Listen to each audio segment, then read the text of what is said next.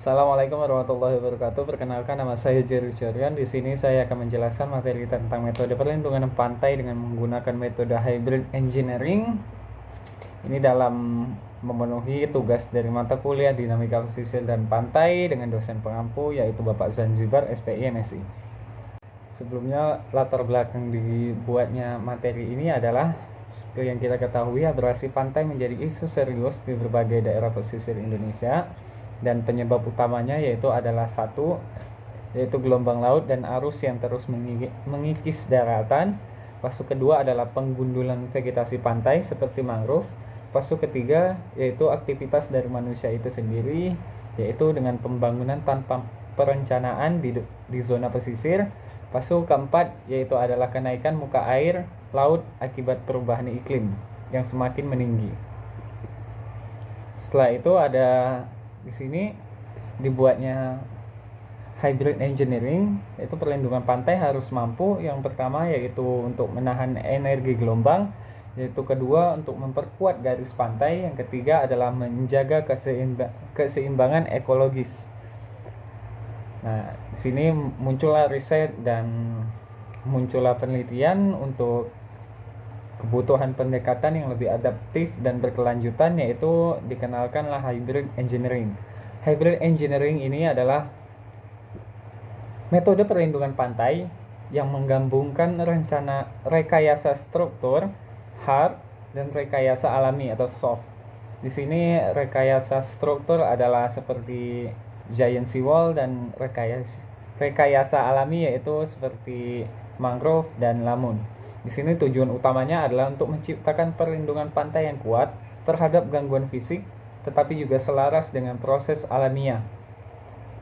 Hybrid engineering juga dikenal sebagai pendekatan green infrastructure atau nature based solution atau yang disingkat NBS. Nah, di sini kita lanjut ke masuk ke komponen hard engineering yang saya bahas tadi. Yaitu hard engineering di sini adalah suatu rekayasa struktural. Saya paparkan tiga jenis, yaitu yang pertama adalah breakwater, yaitu diletakkan sejajar pantai untuk mencegah gelombang. Bisa kita lihat di gambar tersebut. Yang itu kedua adalah groin, yaitu struktur melintang untuk mengurangi arus sedimen sepanjang pantai. Lepas itu ketiga revenement, yaitu lapisan pelindung lereng pantai dari gelombang. Selanjutnya kita masuk ke komponen soft engineering. Di sini soft engineering adalah pendekatan berbasis alam. Yang pertama yaitu adalah penanaman vegetasi pantai yang biasanya mangrove, setelah itu cemara laut dan pandan laut atau lamun biasanya.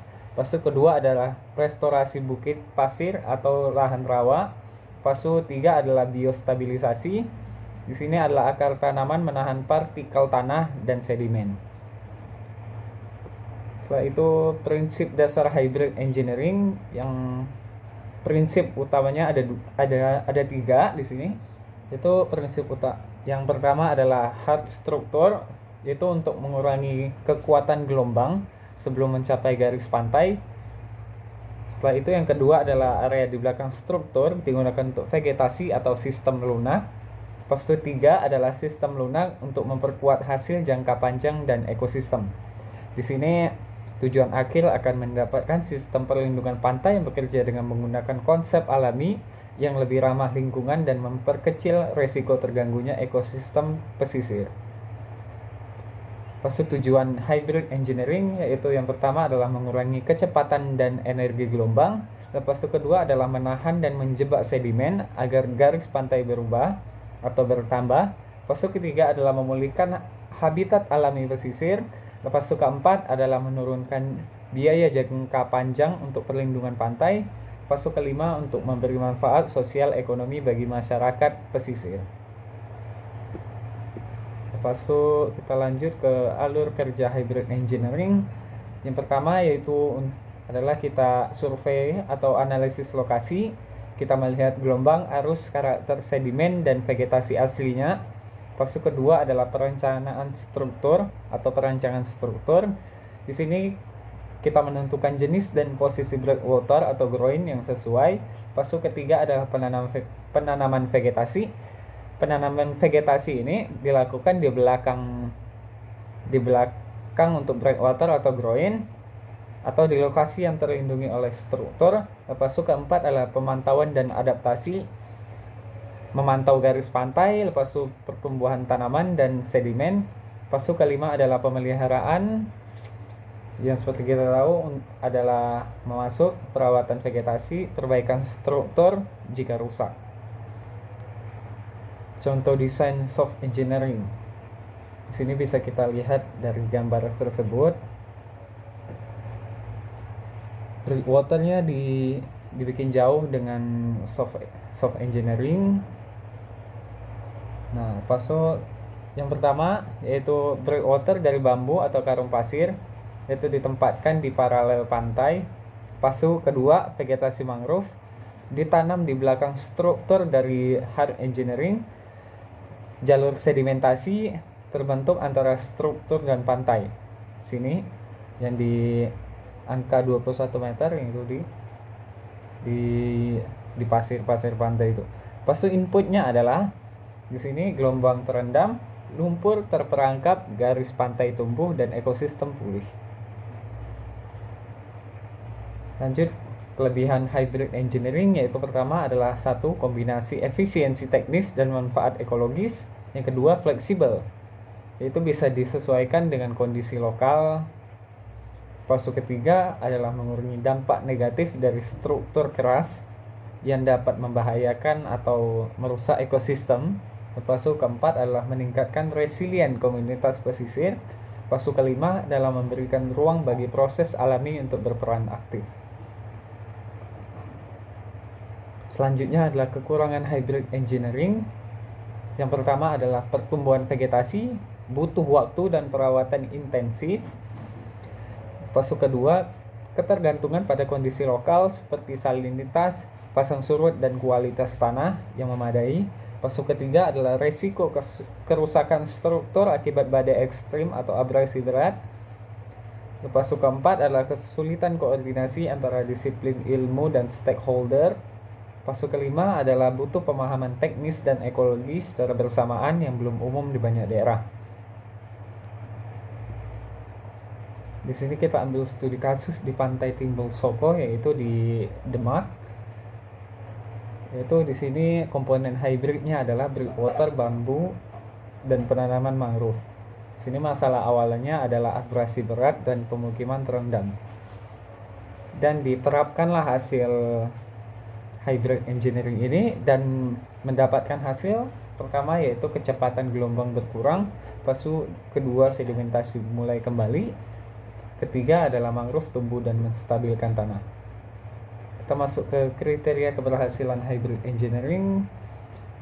Sini ada efektivitas fisik, yaitu struktur mampu mengurangi energi gelombang secara signifikan dalam melindungi dari gelombang. Fase kedua adalah manfaat ekologis, yaitu kembalinya habitat alami seperti mangrove, lamun atau terumbu karang. Setelah itu meningkatnya biodiversitas di sekitar area intervensi. Ketiga yaitu penerimaan sosial, yaitu adalah dukungan dan partisipasi aktif dari masyarakat lokal yang mendukung kebijakan ini. Keempat yaitu adalah kelayakan ekonomi. Di sini adalah biaya pembangunan dan perawatan lebih rendah dibanding hard engineering murni. Sini adalah tantangan implementasi hybrid engineering. Itu yang pertama adalah kurangnya data dasar seperti kondisi sedimen, arus, dan ekosistem lokal yang sering tidak tersedia. Setelah itu yang kedua adalah koordinasi lintas sektor. Di sini proyek ini melibatkan aspek teknik, lingkungan, dan sosial dan perlu bersinergi antar instansi. Fase ketiga adalah waktu yang panjang. Yang seperti kita ketahui adalah vegetasi alami, yaitu membutuhkan waktu bertahun-tahun untuk tumbuh maksimal. Dan dari tantangan implementasi tersebut muncullah potensi dari hybrid engineering, yaitu yang pertama adalah adaptasi terhadap perubahan iklim jangka panjang. Setelah itu kedua yaitu untuk mengurangi kerusakan akibat banjir rob dan cuaca ekstrim.